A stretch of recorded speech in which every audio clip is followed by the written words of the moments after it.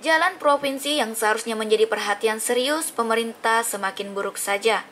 Walaupun sebelumnya sudah dilakukan penambalan jalan yang berlubang, namun itu hanya bersifat sementara dan tidak bisa bertahan lama, terlebih lagi di musim penghujan seperti saat ini.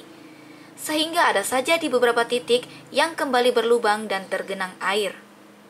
Hal ini membuat banyak pengendara roda 2 yang harus terkena imbasnya seperti terkena cipratan air yang tergenang. Dan salah satu badan jalan yang terparah adalah di jembatan Sumpang Minangai.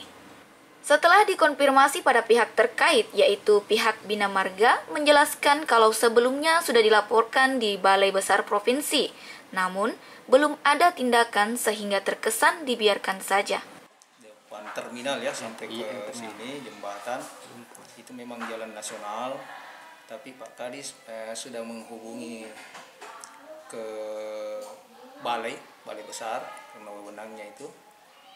Nah, kita tinggal menunggu menunggu actionnya dari provinsi, dari balai besar. Namun sementara ini kita sudah mengupayakan juga melakukan pemeliharaan rutin. Jadi sudah tertambal-tambal itu memang, tapi itu untuk sementara saja, untuk supaya jangan terlalu dalam ya. Jadi kelihatannya seperti itu. Kita sudah lakukan upaya untuk sementara pemeliharaan rutin. Namun nanti kita tinggal menunggu dari balai besar untuk pengaspalan karena dia jalan nasional. Saya kira itu. Dari Jalan Provinsi, Erwin Pare TV mengabarkan.